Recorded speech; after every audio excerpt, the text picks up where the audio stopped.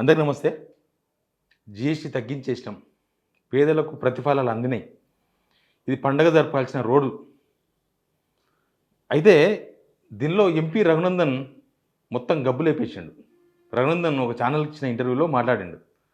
అసలు బీజేపీకి ఇంతో అంతో కొంచెం క్రెడిబిలిటీ వస్తుందేమో, కొంచెం జీఎస్టీ తగ్గించారు కదా, పాల మీద దాని మీద దీని మీద అంతా తగ్గించారు కదా, కొంచెం సింపతి వస్తుందేమో.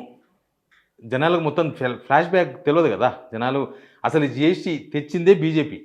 జిఎస్టీ తీసుకొచ్చి 2017లో తీసుకొస్తే ఇప్పటిదాకా మనం జిఎస్టీ కట్టినాం. ఇప్పుడు తగ్గించేసిండ్రు. ఎన్ని స్లాబులు? 4 స్లాబులు. 5, 12, 18, 28. ఈ 4 స్లాబులకి వెళ్ళి 2 స్లాబులకి తెచ్చి 28ను 18లోకి తీసుకొచ్చి 18 5 తీసుకొచ్చి 5లో కొన్ని 0 చేసి మేము పేదలకు మేలు చేయబోతున్నామని ఒక చెప్పే ప్రయత్నం నచ్చింది.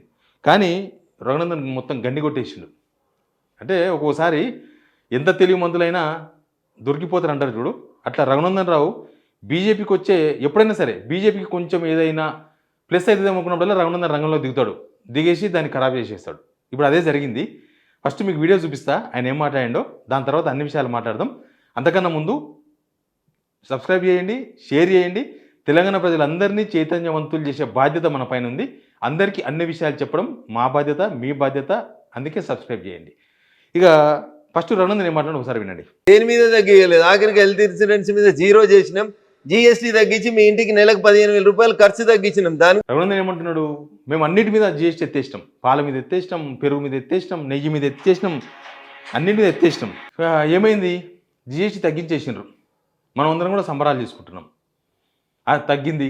ఏసీ మీద 4,000 తగ్గింది, కారు మీద 1,00,000 తగ్గింది, సబ్బు మీద రూపాయి తగ్గింది, ఇంకేదో పాల ప్యాకెట్ మీద బారణ తగ్గింది, గోధుమ పిండి మీద చారణ తగ్గింది, కందిపప్పు మీద 15 పైసలు తగ్గినాయి. ఇట్లా రకరకాల మొత్తం తగ్గించేసినాం. ఇది ఒక పెద్ద ఘనత, ఇది మోడీ గారు తీసుకున్న ఘనత అంటున్నారు. సరే, ఇక ఎట్లయిపోయిందంటే మన స్టోరీలు పెట్టినో తెలుసు కదా. ఒక ఆయన ఏదో సినిమాలు ఉంటుంది, ఆ సినిమా పేరు నాకు గుర్తులేదు. ఒక పేదోడు, ఒక సామాన్యుడు పాపం కష్టపడి ఏదో చికెన్ బిర్యానీ తెచ్చుకొని చికెన్ తింటుంటాడు ముక్కలు పెట్టుకొని. తింటుంటే ఒక పొలిటీషియన్ వచ్చిండు ఆ చికెన్ గుంజుకున్నాడు. చికెన్ గుంజుకోగానే ఆ పేదోడు ఏం చేసిండు, సరే ఈ రోజుకు వంకాయ కూర తిందామని వంకాయ కూర పెట్టుకున్నాడు.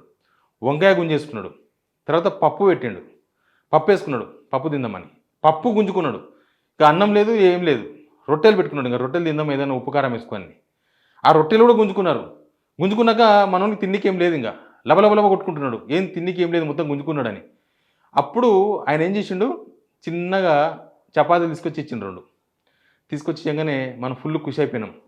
అబ్బా దేవుడు నన్ను ఆకలితో అలమటిస్తుంటే, కాలు గిలిగిల కొట్టుకుంటుంటే చపాతీ తెచ్చిచ్చిండు నాకు అని. కానీ మన చికెన్ బిర్యానీ గుంజుకున్నది ఆయన్నే, మన పప్పన్నం గుంజుకున్నది ఆయన్నే, మన వంకాయ గుంజుకున్నది ఆయన్నే, మన జొన్న రొట్టె గుంజుకున్నది కూడా ఆయననే. లాస్ట్కి చపాతీ ఇచ్చింది ఆయన. ఇక దీని మీద చాలా చాలా స్టోరీలు ఉన్నాయి. కోడికి గింజలు వేసేసి కోడి మొత్తం తుప్పడ మొత్తం వీకేసింది. దానికి తుప్పడ వీకింది ఏం గుర్తులేదు, ఆ గింజలు వేసింది ఒకటే గుర్తుందని. ఇప్పుడు జిఎస్టీ కథ కూడా సేమ్ అట్లే ఉంది. అసలు 2017లో జిఎస్టీ వేసిండ్రు. వేసి దాదాపు 8 సంవత్సరాలు మన దగ్గర నుంచి జిఎస్టీ రూపంలో లక్షల రూపాయలు గుంజారు ఒక్కొక్క మనిషికి. ఇప్పుడు ఈయన రఘునందన్ గారు చెప్పిన తర్వాత మనకు అర్థమైంది మనం ఎంత కడుతున్నాం, మన మీద ఎంత బర్డెన్ పడేదే అర్థమైంది. నెలకు 15,000 రూపాయలు తగ్గుతుందంట ఇప్పుడు జిఎస్టీ తగ్గించడం వల్ల. అంటే మనం నెలకు 15,000 రూపాయలు మన మీద బర్డెన్ పడదని అర్థం. ఇన్ని సంవత్సరాలు నెలకు 15,000 రూపాయలు కట్టినాం మనం. ఒక చిన్న ఫ్యామిలీ 15,000 రూపాయలు కట్టిందంటే 10,000 వేసుకుందాం యావరేజ్ రౌండ్ ఫిగర్. 10,000 వేసుకుంటే సంవత్సరానికి 1,20,000. 1,20,000 ఇంటూ 8 సంవత్సరాలు. 8 సంవత్సరాలు అంటే ఎంత అవుతుంది? ఆల్మోస్ట్ ఒక 10 లక్షలు అవుతుంది. 9.5 లక్షలు 10 లక్షల రూపాయలు అవుతుంది. అంటే మనం ఒక్కొక్క ఫ్యామిలీ 10 లక్షల రూపాయలు మనం కట్టినాం అన్నమాట జిఎస్టీ రూపంలో. ఇది రఘునందన్ గారు చెప్పిన లెక్క. రఘునందన్ ఉద్దేశం ఏందో తెలియదు. మేము మిగిలించామని చెప్పే ప్రయత్నమా?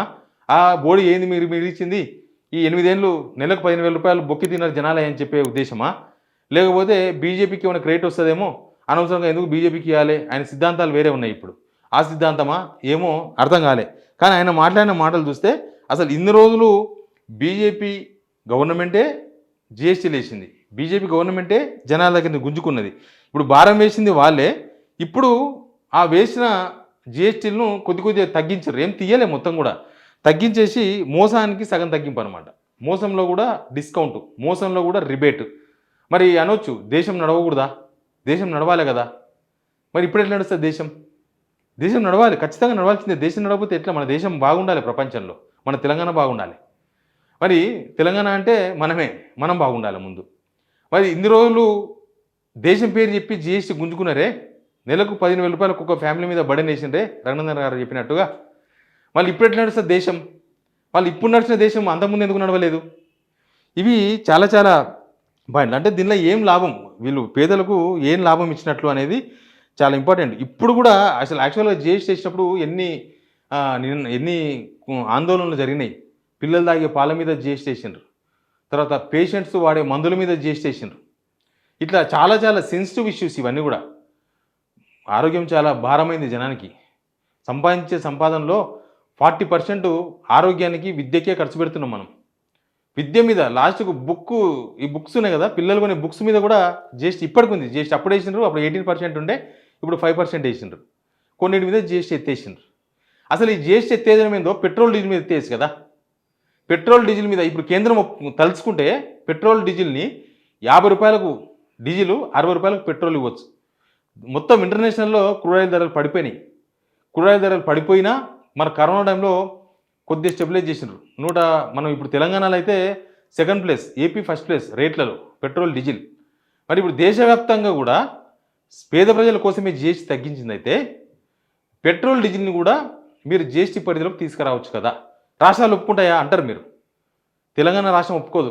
ఆల్రెడీ జిఎస్టీ తక్కువ వేస్తేనే వీళ్ళ ముల్లేదో పోయినట్టు, వీళ్ళ జాగిరేదో పేద ప్రజలు గుంజుకున్నట్టు 7,000 కోట్ల రూపాయలు నష్టం వస్తుంది మాకు. 7,000 కోట్ల రూపాయలు మేము ఎక్కడి నుంచి తేవాలని బట్టి విక్రమార్క, సీఎం రేవంత్ రెడ్డి గారు అందరూ మాట్లాడుతున్నారు. 7,000 కోట్ల రూపాయలు మేము ఎక్కడి నుంచి తీసుకొచ్చుకోవాలి, ఇది ఏమైనా కేంద్రం ఇస్తుందా మాకు? అంటే జనాల బొక్కలకు చిల్లు పడ్డా సరే కానీ ప్రభుత్వం నడపడానికి పైసలు లేక 7,000 కోట్ల రూపాయల గురించి మాట్లాడుతున్నారు. అందుకే తెలంగాణ ఒప్పుకోదు, కర్ణాటక ఒప్పుకోదు, హిమాచల్ ప్రదేశ్ ఒప్పుకోదు. కాంగ్రెస్ గవర్నమెంట్ ఉన్నాయి. ఇంకా కొన్ని ప్రాంతీయ పార్టీలు, డిఎంకే లాంటి, తమిళనాడు లాంటి రాష్ట్రాలు, లేకపోతే పశ్చిమ బెంగాల్ లాంటి రాష్ట్రాలు ఒప్పుకోకపోవచ్చు. కానీ దాదాపు 18-19 రాష్ట్రాల్లో బీజేపీ గవర్నమెంట్ అధికారంలో ఉంది రాష్ట్రాల్లో. మరి ఇంకా బీజేపీ ఉంది అంటే ఇప్పుడు పార్లమెంట్లో బిల్లు పెడితే ఎక్కువ రాష్ట్రాలు మీరు తీసుకున్న నిర్ణయానికి అనుకూలంగానే ఉంటాయి కదా. మోడీ గారు నిర్ణయం తీసుకుంటే బీజేపీ సీఎంలు ఏమన్నా వ్యతిరేకిస్తారా? మరి ఎందుకు పెట్రోల్ డీజిల్ని కూడా వ్యాట్ రూపంలోకి తీసుకురాలేదు? అసలు ఈ గవర్నమెంట్ కూడా, తెలంగాణ గవర్నమెంట్ కూడా ఎలక్షన్ రాకముందు సీతక్క లాంటి వాళ్ళు చాలామంది పెట్రోల్ బంక్ దగ్గర పోయి ఇదంతా కేసీఆర్ జేబుల్లోకి పోతుంది, ఇదంతా కేటీఆర్ జేబుల్లోకి పోతుంది అన్నారు. ఇప్పుడు ఎవరి జేబుల్లోకి పోతుంది ఆన్సర్ చెప్పగలరా? అంటే రాష్ట్ర ప్రభుత్వము ఎలక్షన్స్ ముందు వ్యాట్ తగ్గిస్తామని చెప్పారు. 35 రూపాయలు పోతున్నాయి లీటర్ మీద. 35 రూపాయలు వీళ్ళకు, 25 రూపాయలు సెంట్రల్కు. ఇక మనం కట్టే చారన్న కొడికి బారన్న మసాలా లాగా మనం 110 రూపాయలు పెట్టి పెట్రోల్ కొంటే దాదాపు 65 రూపాయలు ఉత్త ట్యాక్సీలే కడుతున్నాం. మిగిలింది ఏమున్నది? ఇంకా 30-40 రూపాయలే అసలు పెట్రోల్ కాస్ట్. మరి మీరు దాన్ని కూడా తగ్గించవచ్చు కదా. దాన్ని కూడా జిఎస్టీ 5, అది కూడా జనాలు, పేద ప్రజలు అందరూ వాడుతున్నారు. ఇప్పుడు అందరికి మోపైళ్ళు ఉన్నాయి, మినిమం టీవీఎస్ ఎక్సెల్ ఉన్నాయి. వాళ్ళు కూడా ట్యాక్సీలు కడుతున్నారు, వ్యాట్లు కడుతున్నారు పెట్రోల్ డీజిల్కి. మరి వాళ్ళ మీద ఒక బడేం తగ్గుతుంది కదా. ఇప్పుడు పండ్లు అమ్ముకునే తోళ్ళు కూడా బండ్ల మీద తిరుగుతున్నారు.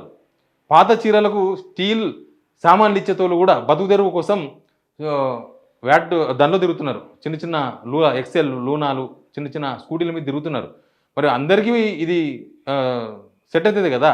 కనీసం 1 లీటర్ 2 లీటర్లు, లేకపోతే బైక్లకు పెట్రోల్ కొట్టించే వాళ్ళకు వ్యాట్ తగ్గించవచ్చు కదా. కార్లకు వదిలేసండి. కార్లు అంటే పెద్ద వాళ్ళు కొంటారు అనుకుందాం. దానిలో కూడా కాస్ట్లీ కార్లు ఉంటాయి, చీప్ కార్లు ఉంటాయి, సెకండ్ హ్యాండ్ కార్లు ఉంటాయి, ట్యాక్సీ ప్లేట్ కార్లు ఉంటాయి, అన్నీ ఉంటాయి. మరి వాళ్ళకు స్లాబులు పెట్టవచ్చు కదా, ఎందుకు పెడతలేదు? ఇక్కడ 15,000 రూపాయలు నెలకు తిన్న స్టేట్ గవర్నమెంట్ ఇప్పుడు తగ్గించి 15,000 రూపాయలు తగ్గించామని చెప్తున్నారు. మరి మిగతా ఎందుకు తగ్గించలేదు? ఎవరు ఆన్సర్ చెప్తారు? తెలంగాణ ప్రజలు కానీ, దేశ ప్రజలు కానీ పెట్రోల్ మీద, డీజిల్ మీద వ్యాట్ తగ్గించొద్దు అని ఎవరైనా డిమాండ్ చేసిండ్రా? ఎందుకు తగ్గించదు? దీనికి ఇప్పుడు ఇక్కడున్న ప్రజాపాలన, ఈ ప్రజాప్రభుత్వం ఎందుకు వీళ్ళ సొంతంగా ఒక 10 రూపాయలో 20 రూపాయలో తగ్గించుకోవచ్చు కదా వ్యాట్ని? అసలు ఎవరు డ్రామా ఆడుతున్నారు, ఎవరు దీనిలో బలవుతున్నారు? Please subscribe signal TV.